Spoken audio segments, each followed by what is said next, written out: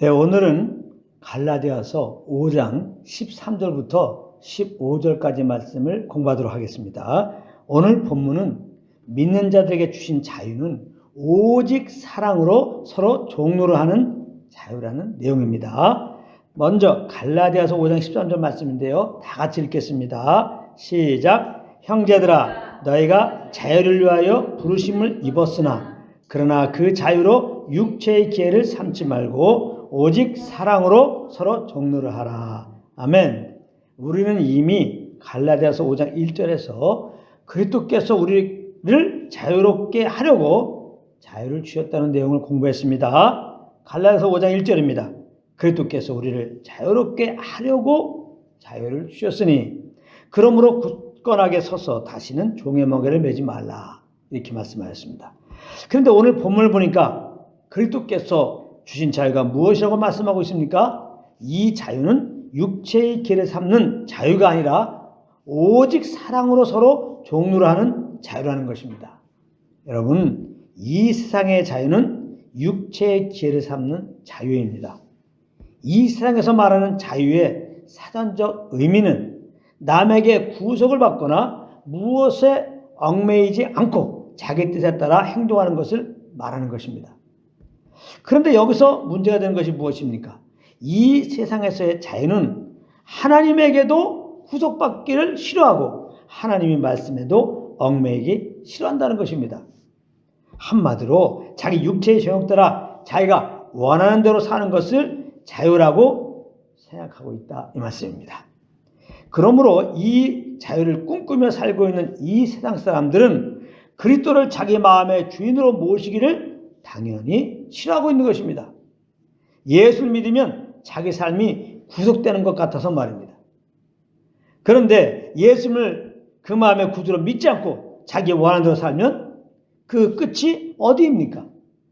하나님의 심판과 영원한 불육에 떨어져서 영원한 고통 가운데 거하는 거 아닙니까? 물론 이 땅에서도 그 마음이 하루도 편할 날이 없고 말입니다.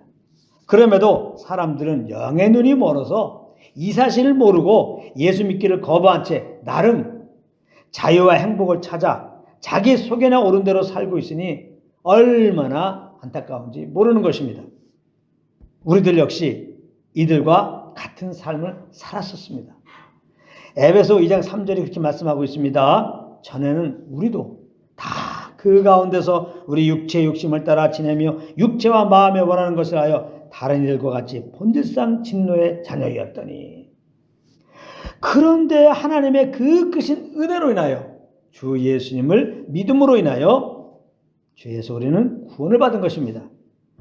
에베소 2장 8절 9절입니다. 너희는 그 은혜에 의하여 믿음으로 말미암아 구원을 받았으니 이것이 너희에게서 난 것이 아니요 하나님의 선물이라. 행위에서 난 것이 아니니 이는 누구든지 자랑하지 못하게 함이라. 이렇게 말씀하고 있습니다. 그러므로 이런 하나님의 크신 은혜로 인하여 믿음으로 구원을 받은 우리는 항상 구원의 하나님, 구주 예수님만을 찬양하며 살아야 되는 것입니다. 그런데 오늘 13절에 보면 오직 사랑으로 서로 종로하라 라고 그랬습니다. 그러니까 이 말씀은 구원의 은혜를 알게 되면 마음에 말할 수 없는 감사함으로 우리가 서로 사랑할 수밖에 없게 된다는 그런 말씀인 것입니다. 그리스도께서 종이 되어 오셔서 우리를 섬기셨던 그 사랑으로 말입니다. 이렇게 그리스도의 사랑으로 서로 종노라는 것이 바로 그리스도께서 믿는 우리들에게 주신 자유라는 것입니다. 그러니까 이 자유를 위하여 부르심을 받은 우리는 이제 어떻게 살아가야 되는 것입니까? 항상 우리 안에 계신 성령과 교통 가운데서 그리스도의 그 십자가의 사랑을 알게 힘써야 하는 것입니다. 그래야 그 사랑을 알고 성령을 따라 그 사랑으로 형제에게 종노라는 자리에 갈 수가 있기 때문입니다. 그래서 로마서 8장 4절에서는 그 영을 따라 행하는 우리에게 율법의 요구가 이루어지게 하신다라고 말씀하고 있는 것입니다. 여러분, 그렇다면 율법의 요구가 무엇입니까? 바로 오늘 본문 14절 15절이 그 답을 주고 있는 것입니다. 한번 14절 15절 다 같이 읽겠습니다. 시작. 온 율법은 내 이웃 사랑하기를 내 자신같이 하라 하신 말씀에서 이루어졌나니 만일 서로 물고 먹으면 피차 멸망할까 조심하라. 율법이 요구하는 것은 사랑이라 이 말이에요. 사랑. 그러므로 남을 사랑하는 자는 율법을 다 이룬 것입니다.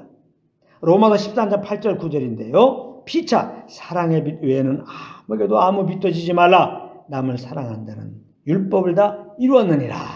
간음하지 말라, 살인하지 말라, 도둑질하지 말라, 탐내지 말라 한 것과 그 외에 다른 계명이 있을지라도 내 이웃을 내 자신과 같이 사랑하신 그 말씀 가운데 다 들었느니라. 그렇잖아요.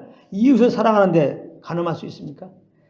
이웃을 사랑하는데 살인할 수 있냐고, 도둑질할 수 있냐고, 탐낼 수 있냐고, 없지요. 그러니까 결국은 율법의 계명이 요구하는 것이 이웃을 사랑하라는 거예요. 형제를 사랑하는 거라 이 말이에요. 그러므로 예수님은 율법을 다 이루신 분이신 것입니다.